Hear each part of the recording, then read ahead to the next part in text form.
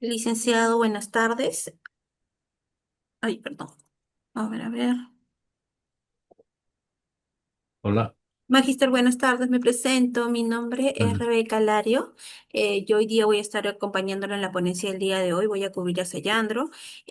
Bueno, le explico más o menos cómo es la dinámica. La dinámica es, son 45 minutos en teoría, la cual usted va a exponer, y vamos a entrar en una ronda de preguntas de 15 minutos. Yo igual le voy a pasar la voz, igual voy a activar lo que están los micrófonos y el chat para que puedan hacer sus consultas. Caso A o B, igual yo también voy a estar interviniendo para exponer lo que son las dudas de los participantes, ¿no?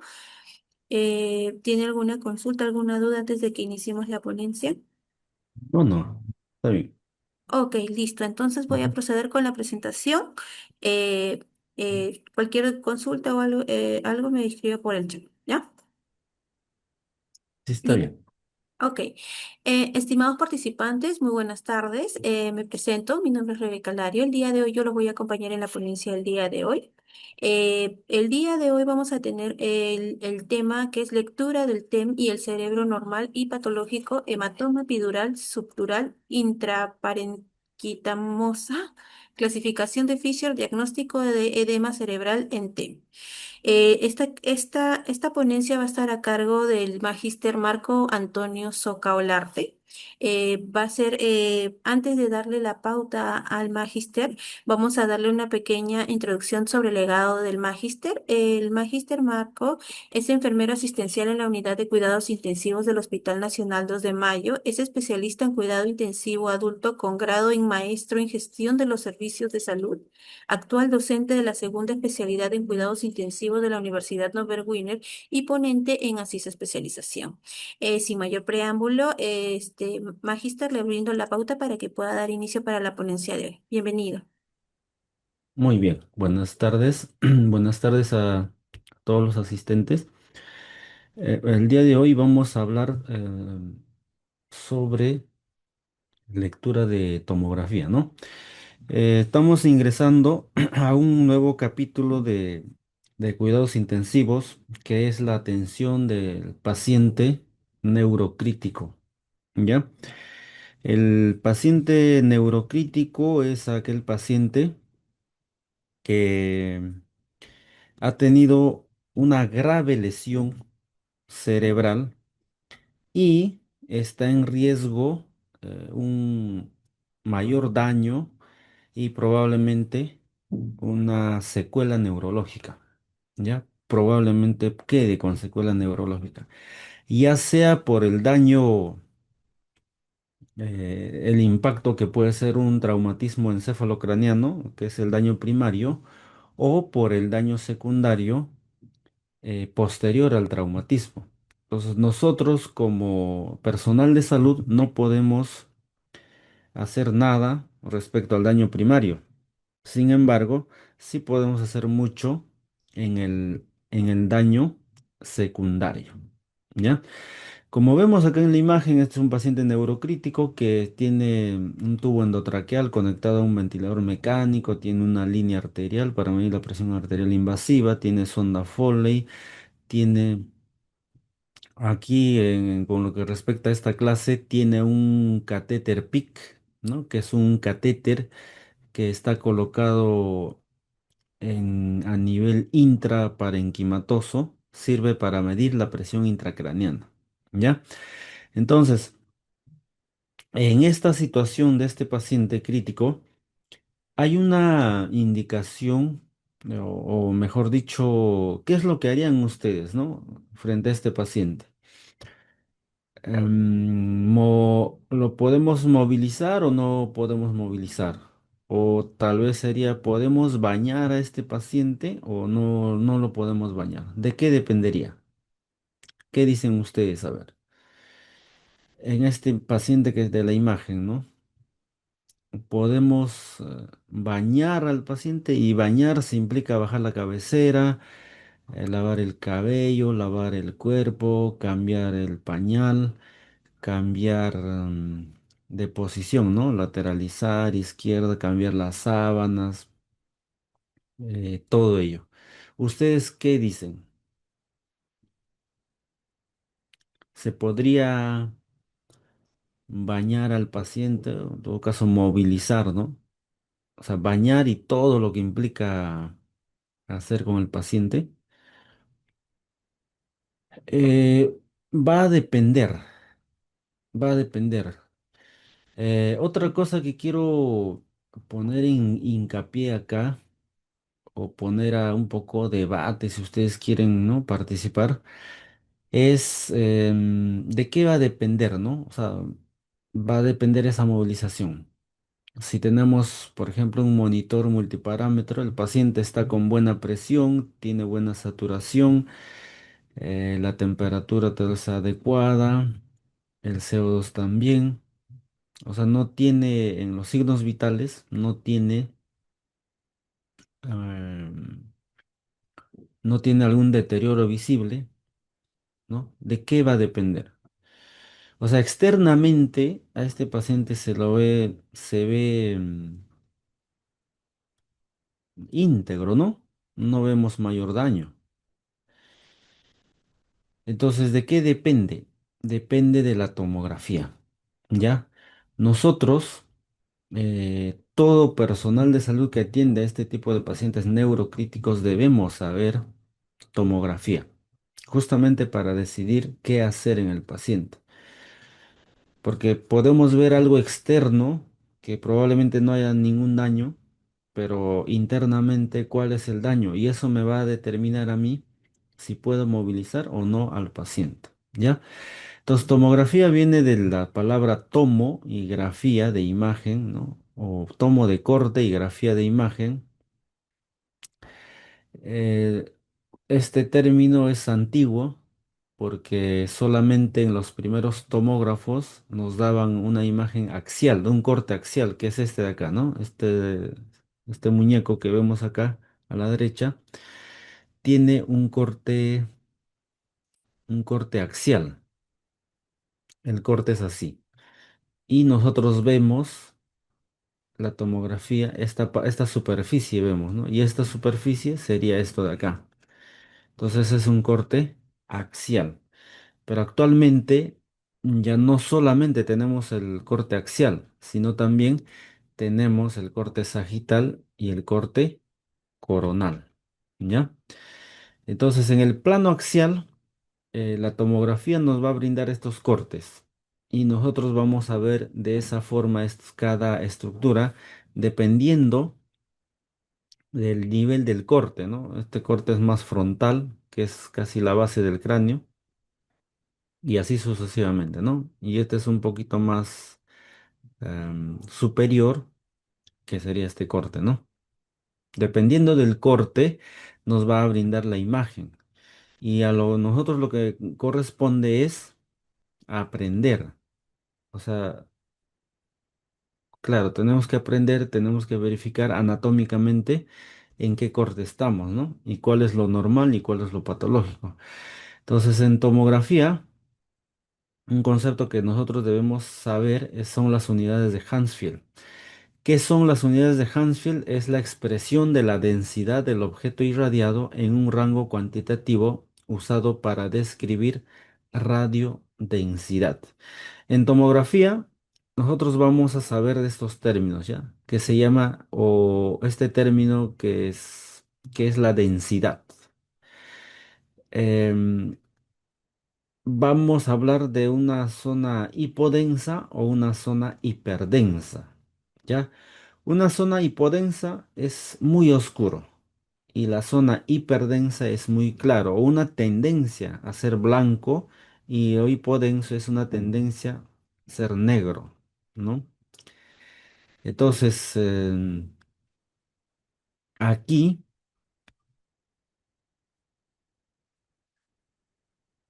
eh, de acuerdo a esa densidad, las unidades Hansfield, por ejemplo, se toma como base el agua. Aquí estamos viendo el agua, ¿no? El agua, que las unidades Hansfield son cero, o sea, es el número cero, cero unidades Hansfield del agua, ¿no? Y el agua tiene este tono de gris, ¿ya? Se tiene que partir de algo. y en este caso se parte del agua. Mm. Ahora, en el cerebro, ¿qué líquido tenemos? El líquido cefalorraquídeo, ¿no? Entonces, esto sería este nivel de densidad sería el líquido cefalorraquídeo, ¿ya? Entonces, lo más blanco que ustedes van a encontrar en la tomografía es el hueso, es esta densidad, ¿ya? Lo más blanco, o sea, es hiperdenso. Lo más blanco que se observa en la tomografía, en el caso del cráneo, ¿no? Es el hueso del cráneo, ¿no? En el caso del encéfalo, hueso es el cráneo. En el caso de la cabeza, en todo caso, ¿no? Es el cráneo. Y lo más oscuro que ustedes van a ver en tomografía es esta densidad, el negro, que vendría a ser el aire. Y esto se llama hipodenso. O sea, hay una tendencia a la hipodensidad. Esto es hiperdenso, el color blanco es hiperdenso y el color negro es hipodenso. ¿Ya? Hipodenso. La sustancia gris en el cerebro tiene 36 a 46 unidades Hounsfield, que más o menos es un tono gris, ¿no? Con tendencia a ser blanco. La sustancia blanca es más gris que la sustancia gris. El líquido cefalorraquídeo. Miren, esta es la densidad del agua, ¿no? Y un poco menos es la densidad del líquido cefalorraquídeo, solamente 15 unidades Hounsfield, ¿ya? Para nuestra visión, para el ojo humano, es difícil distinguir entre densidades cercanas, ¿no? Podemos distinguir entre 20 a 30 densidades, ¿no? De un tono de lo más oscuro a lo más blanco, o del color negro al color blanco, 20 a 30 densidades. Sin embargo, la computadora te puede distinguir hasta 1500 densidades, ¿no? Esa es la capacidad que tiene la computadora. Sangre coagulada, recuérdense esta densidad, ¿ya? Es es un color blanco, o sea, tendencia a ser blanco, pero ya se nota un tono gris, ¿no? Entonces, lo hiperdenso, todo lo hiperdenso hay una tendencia a ser blanco y lo hipodenso es la tendencia a ser negro. Entonces, en topografía se habla de hiperdensidades y de hipodensidades, ¿ya? Entonces acá hablamos un nuevo término que es isodenso. O sea, esta zona de acá es el mismo color que esta zona de aquí. Entonces se llama isodenso. Una comparación entre dos áreas, ¿no? Entre esta área de acá, área uno y área 2 es isodenso. ¿Ya? Es isodenso. Y en el caso de ser hiperdenso, vemos aquí este color blanco, ¿no? Este color blanco, en relación a este tono, ¿no? Tono de gris, es más blanco. Entonces, el blanco es hiperdenso en relación a este tono. Ya es hiperdenso. O sea, incluso si no fuera blanco, si fuera más gris o menos gris que este tono, también se llama hiperdenso. O sea, si se comparan dos estructuras, ¿no? Este blanco es más hiperdenso que este de acá, ¿ya? Y en el caso ahora, ¿qué estructuras encontramos con ese tono? El hueso, sangre coagulada y las calcificaciones. En el cerebro se ven, ¿no? En algunas situaciones calcificaciones. Y perdón, lo hipodenso es algo más oscuro a este tono, más oscuro al tono. ¿Qué estructuras tenemos hipodensas? El aire, el agua, líquido cefalorraquídeo y grasa, ¿ya? Es hipodenso, ya, muy bien. Entonces, Por ejemplo, miren, esta zona que está delimitada de color rojo, ¿qué estructura será? A ver, alguien,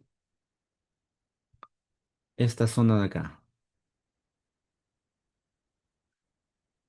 Es es el hueso, ¿ya? Es el hueso o cráneo, pues. Es el cráneo. Entonces, es una estructura hiperdensa, ¿ya? Esta otra estructura que está de color rojo, ¿no? Circunscrita, ¿qué será? Es sangre Ah, coagulada, mm, ¿ya? Sangre coagulada. Entonces esto se llama hematoma intraparenquimatoso, o sea, está dentro del parénquima, sangre. Luego esta estructura que está en este rectángulo de color negro es el aire, ¿no? Porque está fuera del cráneo. Entonces negro, negro puro es, es aire, ¿ya? Es aire. Ahora, esta estructura que está en este rectángulo así en vertical, ¿qué será? Es el líquido cefalorraquídeo. Estas zonas de el acá, deseo. ¿no? Muy bien, líquido cefalorraquídeo. Esta zona de acá se llaman ventrículos, ¿ya? Ventrículos laterales. ¿Y qué hay en los ventrículos? Hay líquido cefalorraquídeo. Ahora ustedes van a observar, miren, esta densidad, con esta densidad parece igual, o sea, por eso les digo, para el ojo humano es difícil distinguir entre esas densidades que se parecen, ¿no? Que se aproximan, pero la computadora lo puede distinguir. Pero si nosotros sabemos un poquito de anatomía, entonces ya vemos que hay en los ventrículos, hay líquido, entonces esto es líquido cefalorraquídeo, ¿ya? Muy bien. Entonces, y no solamente hay líquido cefalorraquídeo acá, sino también en esta zona, ¿no? En esta zona de aquí, que esta zona gris o hipodensa, que es esta zona, toda esta zona, que es un gris oscuro, ¿no? Esta zona, ahí hay líquido cefalorraquídeo, por si acaso, ¿ya? Es líquido cefalorraquídeo que está bañando al cerebro, ¿no? Ese es el espacio subaracnoideo. Ahí hay líquido cefalorraquídeo. Y esta zona de aquí, ¿qué es lo que será? ¿Qué será? Un poquito si nosotros recordamos anatomía, ¿no? El cráneo después del hueso, hay músculo o tejido celular subcutáneo y luego está el cuero cabelludo, ¿no? ¿No? Entonces es grasa o tejido celular subcutáneo y un poco de músculo también, ¿ya? Y esta es la sustancia gris de la corteza cerebral y la sustancia blanca está, ¿no? Un poco más profundo que la sustancia gris. La sustancia gris es lo superficial. Ahí hay cabezas de las neuronas, ¿no? Los cuerpos de las neuronas. Y la sustancia blanca están las colas de las neuronas, ¿no? Aquí están las cabecitas, ¿no? El cuerpo, perdón, y del cuerpo, ¿no? Esto es como si fuera así, ¿no? Aquí está el cuerpo de la neurona, aquí está el cuerpo de la neurona y la colita es así, ¿no? Las colas.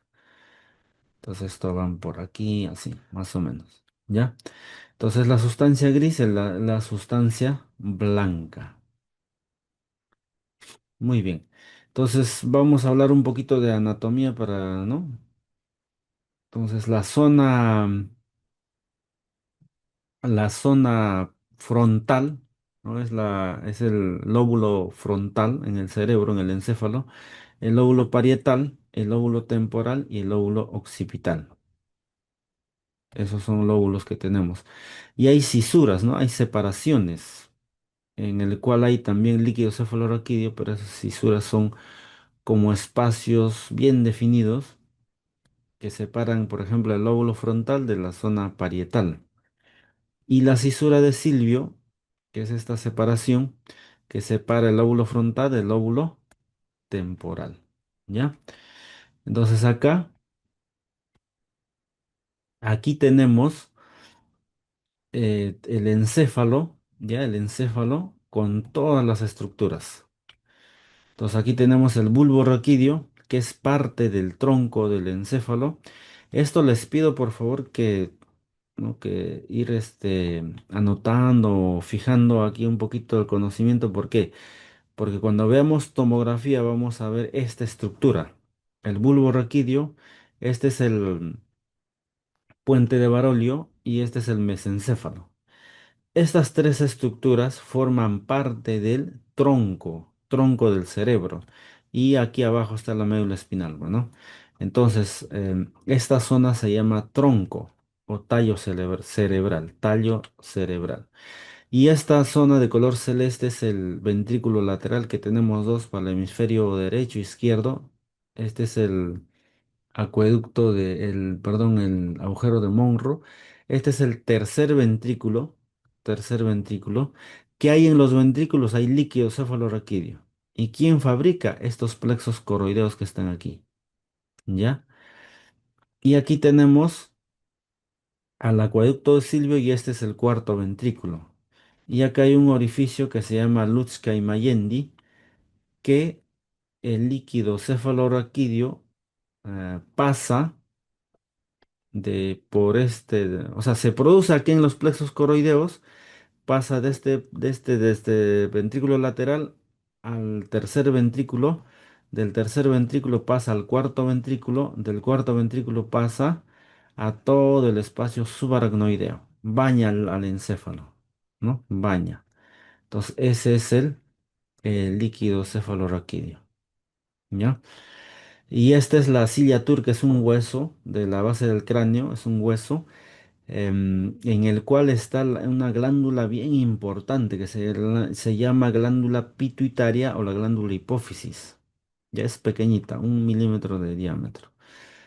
Y aquí nuevamente el mesencéfalo, el puente de Barolio, el bulbo raquídeo, que es parte del tronco del encéfalo. ¿Ya? Y ahora vamos a ver ya cómo se realiza la lectura de la tomografía. Entonces, para recordar, quiero que ustedes asocien, ¿no? Una imagen que he puesto con una estructura anatómica. En este caso, el cráneo tiene un orificio, ya tiene un orificio por el cual ingresa la médula espinal y luego se convierte o se diferencia en bulbo raquídeo. Entonces, esta estructura que se llama agujero magno, para que se recuerden, ¿no? De Magneto de X-Men, es una forma de poder recordar, ¿ya? Entonces, esta estructura es el hueso occipital. Esta zona blanca que ustedes están viendo es una zona hiperdensa, ¿no? Es un objeto, perdón, es una sustancia dura, dura. Por eso es hiperdenso, ¿ya? Entonces, por aquí ingresa la médula espinal. Este es el agujero magno y en la tomografía ustedes van a ver eso. Y aquí de un corte sagital, ¿no? Del encéfalo, vemos aquí cómo ingresa el bulbo raquídeo. Entonces, esta estructura que se ve acá es la médula espinal. En la tomografía van a ver ustedes esto de acá, ¿no? Esta es la médula espinal. La segunda estructura que vamos a poder observar es el bulbo raquídeo y se asemeja a un premolar, ¿ya? El premolar. Luego tenemos del bulbo raquídeo, tenemos al puente de Barolio. El puente de Barolio, que es esta zona de acá, se va acá todavía estamos viendo bulbo raquídeo, miren, este es el premolar, ya, este es el premolar, donde acá en tomografía se necesita bastante imaginación. Miren, esta zona que ustedes ven acá, más o menos así, este es el premolar, ¿no? Y esta es una imagen del bulbo raquídeo, ¿ya? Bulbo raquídeo. Entonces, y la parte posterior es el cerebelo, ¿ya? Cerebelo. Otra estructura que vamos a ver es el puente de Barolio. O sea, no estamos ascendiendo, estamos ascendiendo. Entonces, el puente de Barolio es una estructura que comunica, este es el cerebelo, ¿ya? Cerebelo. Y esto de acá recuerden que es el tronco, tronco del encéfalo. En el tronco tenemos bulbo, tenemos puente de Barolio y tenemos mesencéfalo. Entonces, el puente de Barolio es un conjunto de fibras que comunican ambos cerebelos, el hemisferio derecho con el hemisferio izquierdo del cerebelo. Entonces, son fibras y esta es una prominencia, por eso se llama prominencia anular, también la llaman, ¿no? O puente de Barolio. Entonces, esa estructura en en la tomografía se ve como si fuera un casco de Darth Vader. ¿Ya? Miren acá.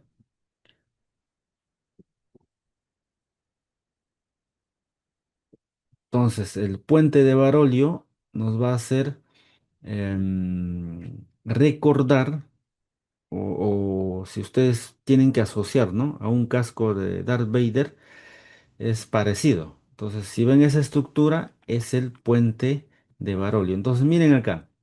¿Cómo puedo yo, no, imaginarme? Miren, este es el casco, ¿no? Miren, ahí está. Ese es el puente de Barolio, el casco de Darth Vader. Entonces, en esta zona del puente hay varias estructuras. Por la zona posterior está el cerebelo y eso más o menos es en este corte, ¿no? En este corte. O sea, si cortamos así, vemos todas estas estructuras. Entonces, ¿qué es lo que sucede? Cuando se realiza un corte, ¿qué estamos viendo? Miren, puente de Barolio, estamos viendo cuarto ventrículo, cerebelo, ¿no? Entonces, debajo del puente que hay, agua. Y esta zona hipodensa, esta zona que voy a pintar de color celeste, miren, esta zona hipodensa, o sea, gris oscuro, es líquido cefalorraquídeo, que corresponde, que está por debajo del puente de Barolio. O sea, debajo de un puente que hay agua, ¿no? Entonces, para recordarnos, es el cuarto ventrículo. Ya, debajo del puente de Barolio está el cuarto ventrículo, que hay agua. Y no solamente ahí hay agua, sino también en estas zonas, que estas son todas las zonas que tienen, que no se llaman ventrículos y que tienen agua, se llaman cisternas. ¿Ya? Esta se llama cisterna prepontina. ¿Por qué se llama prepontina? Porque está delante del, o antes del puente, ¿no? Prepontina. Y este es el ángulo pontocerebeloso, que también hay agua. Y si hay agua, se llama cisternas del ángulo pontocerebeloso. Entonces, estas son cisternas, ¿ya? Las cisternas, como ustedes saben, son, ¿no? Son compartimentos llenos de líquido y es lo que estamos viendo. Luego seguimos subiendo y vamos a encontrar una X, ¿ya? Vamos a encontrar una X. Esa X, que es esta de acá, esa X es la X de X-Men, ¿ya? Y es una zona hiper, hiperdensa. Es hueso, ¿no? Hueso. Son los huesos de la base del cráneo, ¿ya? Y aquí van a ver un huesito que se llama silla turca. Y encima de la silla turca que hay una glándula, la glándula pituitaria, ¿ya? Muy bien. Entonces, ese es el nivel del corte. Miren, está cortando, aquí está cortando el hueso de la silla turca y está cortando esta glándula pituitaria, un parte del puente de Barolio, parte del esta es ahí está. El cerebelo, ¿no? Este es el cerebelo. Este es el cerebelo. Ya. Entonces, miren ese corte. Tienen que ver la X de X-Men. que es el hueso. Y este huesito que está aquí, ese es el hueso de la silla turca. Miren, es la X. Y ese huesito es el hueso de la silla turca. ¿Ya? Entonces fíjense ahí, este es el hueso de la silla turca. Este es un corte sagital y este es un corte axial. Axial, ¿ya? Silla turca y la glándula pituitaria. Esa es la glándula pituitaria. A veces en tomografía podemos ver un tumor gigante, ¿no? De un macroadenoma gigante. O sea, esta glándula crece tanto que sobresale por el costado, ¿ya? Luego vamos a ver la estrella, ¿no? La estrella de la Mujer Maravilla, que se llaman cisterna supracelar. O sea,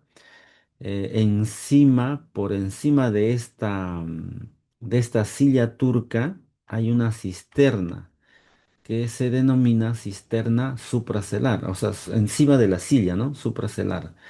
Esta es básicamente este corte de la tomografía nos muestra o nos va a mostrar esta estructura, que a simple vista no se parece a nada, parece un desastre acá, ¿no?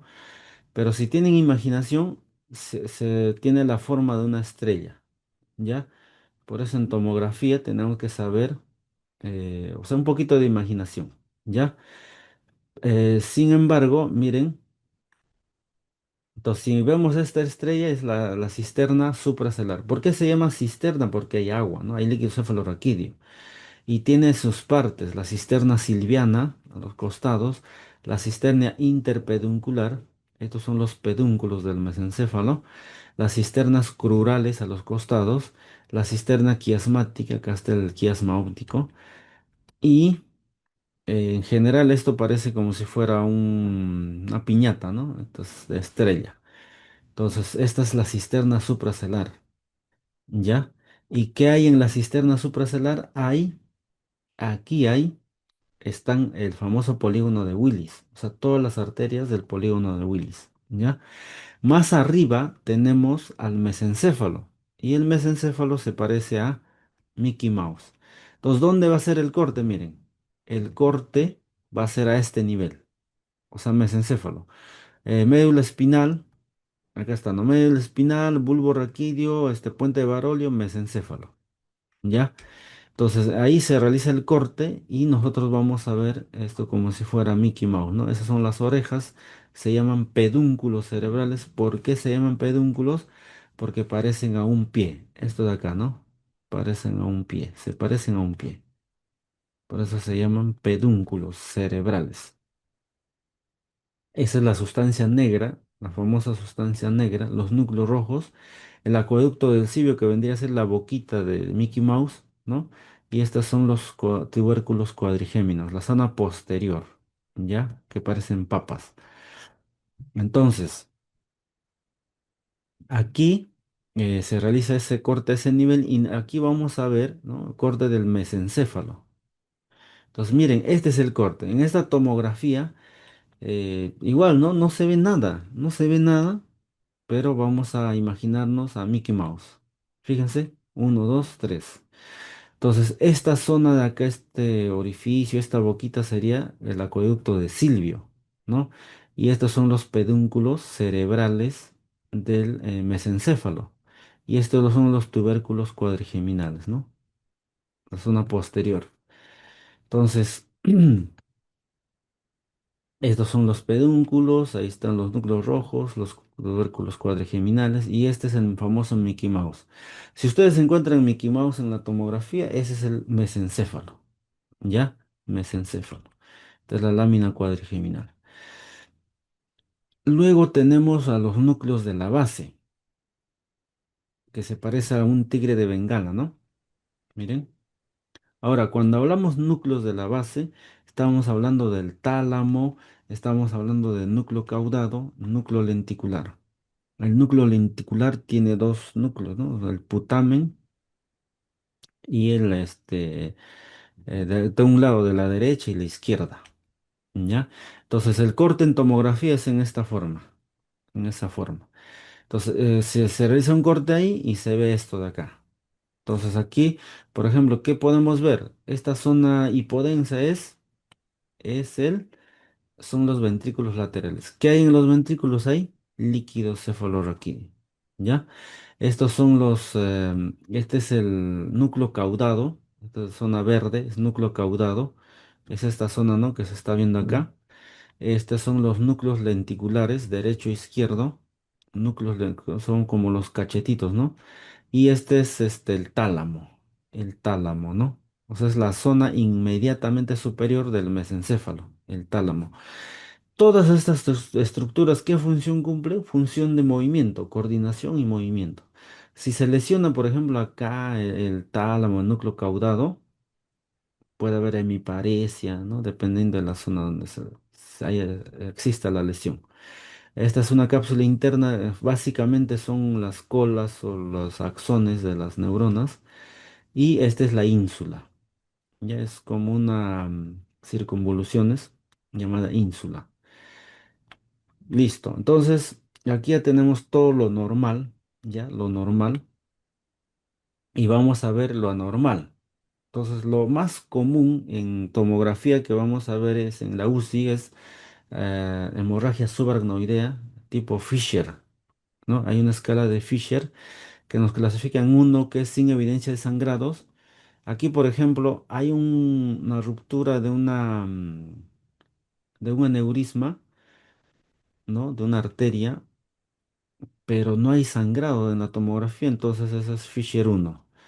Si hay una sangre difusa con una capa de menor a un milímetro en cisternas medias, eso es Fisher 2. ¿Dónde está el sangrado? Fíjense, es esto de acá, esto, este es el sangrado, o sea, delgadito, ¿no? Si se dan cuenta, esta sangrecita está bañando los espacios subaracnoideos. Recuerden que había unos espacios negros donde había líquido cefalorraquídeo así negritos. Ahora ya no es negro, es color blanco, o sea, hiperdenso. Y aquello que es hiperdenso es sangre, ¿ya? Aquello que es hiperdenso es sangre. Si es mayor a un milímetro, o sea, más grueso, como esta zona de acá, miren, este es mayor a uno, o sea, hay zonas de, por ejemplo, este es la cisura de Silvio, ¿no? Cisura silviana. Ya que también, si se dan cuenta, miren, esta es la cisterna supracelar. Entonces, toda la cisterna supracelar que había agua, o sea, líquido cefalorraquídeo, se llenó de sangre. ¿Por qué? Porque acá en esta cisterna supracelar están el famoso polígono de Willis. El famoso polígono de Willis está acá. Entonces, en el polígono de Willis se forman pues los aneurismos. Los aneurismos son como unas tetas, ¿no? Son como una prominencia, una dilatación anormal. Y ese aneurisma cuando se rompe, sangra y baña todas las cisternas. O sea, todos los lugares que antes era negro, o sea, que había líquido cefalorraquídeo, en la tomografía se observa de color blanco, porque la sangre se ha desplazado, ¿no? En esas zonas. En tomografía nosotros sabemos que el color blanco es hiperdenso y es coágulo de sangre. Entonces es un Fisher 3. Y acá ya vamos a hablar de un Fisher 4. Un Fisher 4 que es, miren, esta zona hiperdensa, ¿no? En Fisher 4 hay dos condiciones. O es un hematoma intraparenquimatosa, o sea, grande como esto de acá, o intraventricular, o sea, sangre en los ventrículos. Ese es un Fisher 4, ¿no? Ventrículos laterales, tercer ventrículo, ventrículos laterales también. Y acompañado de más sangre en el espacio subaracnoideo, ¿no? ¿Ya? Entonces, eso es sangre. Ya, acá también tenemos, ¿qué es esto? Fisher 4, hay un hematoma intraparenquimal. Este era un hematoma intraventricular y este es un hematoma intraparenquimal. Todo lo que es hiperdenso es sangre, ¿ya? Ahora vamos con los hematomas epidurales. Son hematomas, producidos por TEC, una piedra, una caída. Esta es la dura madre, que es una capa bien gruesa de las meninges, ¿no? La capa más externa, que está en contacto con el hueso, pero ahí hay arterias meningias. y si te tiran una piedra y una pequeña o sea, fractura, entonces esas arterias meningias van a sangrar y van a formar este hematoma. Ese hematoma se llama hematoma epidural, famosísimo en los TECs. Ahora, en la tomografía, ¿cómo te vas a dar cuenta que es hematoma epidural? Porque tienen una forma de un lente bicóncavo, ¿ya? Un lente bicóncavo. Hematoma epidural, hematoma epidural. Acá hay fractura, ¿ya? Y hematoma epidural, ¿ya? Encima de la dura madre, por eso se llama epidural. Y esto es, por ejemplo, cuando ha entrado a sala para una craneotomía más evacuación de hematoma epidural, este es el coágulo de sangre que está por encima de la dura madre. Esta es la dura madre. O sea, este tejido blanco que ustedes ven, esa es la dura madre. Felizmente, bueno, ojalá que no produzca daño, ¿no? Interno, pero este es el hematoma epidural. Y este hematoma es el que se extrae, ¿no? Esa cirugía. Hematoma subdural, como su nombre dice, debajo de la dura madre. Si esta es la dura madre, debajo, ¿no? Subdural. Entonces, cuando es subdural es parecido a un plátano. En la tomografía vas a ver que se parece a un plátano, ¿ya? Mira, mira la extensión de esta tomografía. Desde aquí hasta aquí. Ya no es lente bicóncavo, porque este se extiende más, o sea, el espacio anatómicamente le permite extenderse más, ¿ya? Ahora, hablemos de edema cerebral. Cuando el paciente es una tomografía normal, fíjense, estos son los ventrículos. En una tomografía normal ustedes van a ver ventrículos laterales, el tercer ventrículo, acá una parte, ¿no? De las cisternas, perimes encefálicas, aquí también hay líquido cefalorraquídeo. Estas arrugas que ustedes ven se llaman circunvoluciones. Circunvoluciones, ¿ya? Esta es la ínsula, ¿no? La ínsula, que la parte negra es líquido o gris oscuro es líquido. Tienen circunvoluciones. Y fíjense que hay una diferenciación córtico-subcortical. O sea, miren, el color de de la corteza, ¿no? Es un poquito más blanco que esta zona de acá, ¿no? Ahora vamos a borrar.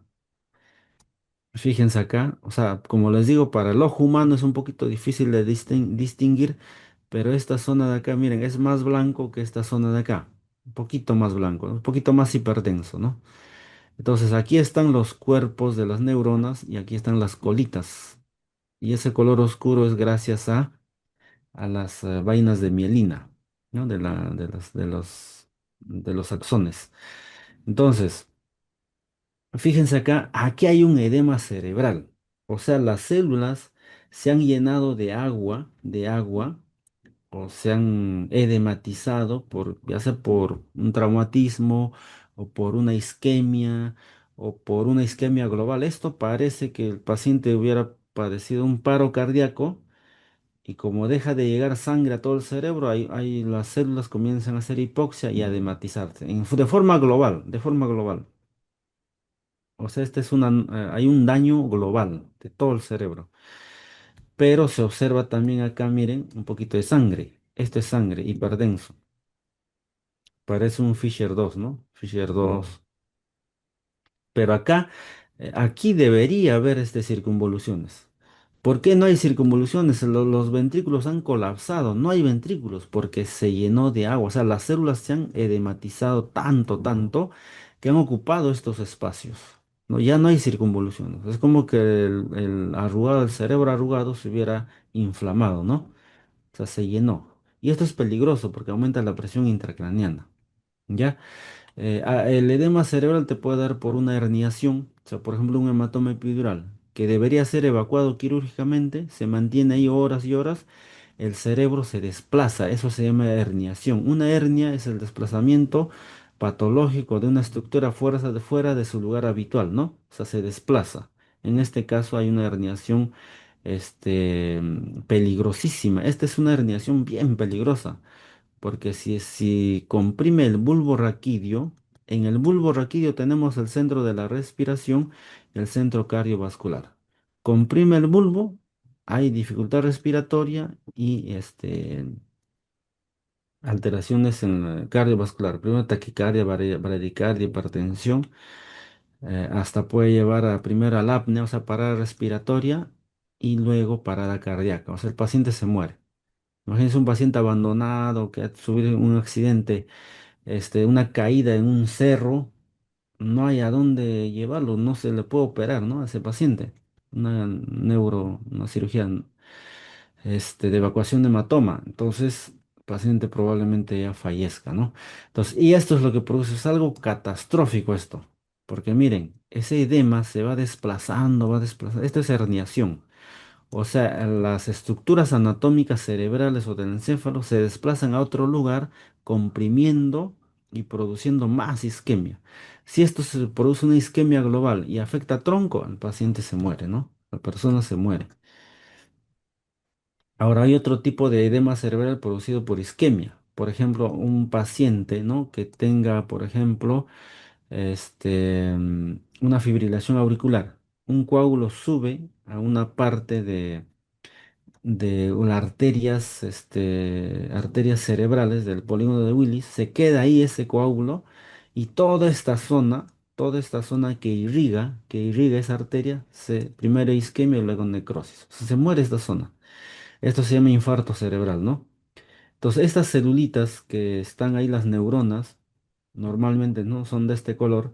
Cuando ya hay un edema citotóxico, o sea, cuando hay isquemia, hay una desregulación de electrolitos, el sodio, potasio, se llena de agua y se vuelve negro. Negro que hemos dicho, o gris oscuro, es agua. O sea, el líquido cefalorraquídeo por eso es agua.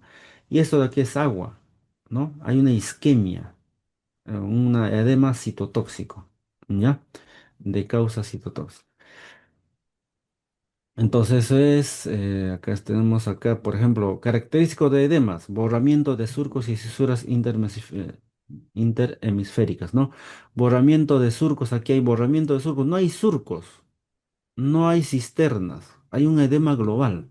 Aquí también un edema global, aquí hay un edema, ¿no? De tipo citotóxico, miren, esta zona negra, o sea, las células están ahí, pero es un edema citotóxico. O sea, primero ha habido un hematoma, ya se reabsorbió y quedó esto, ¿no? A veces ya queda necrótico ahí, en esa zona. Y el paciente lamentablemente queda con secuelas. ¿Ya? Muy bien, licenciados. ¿Alguna consulta hasta aquí?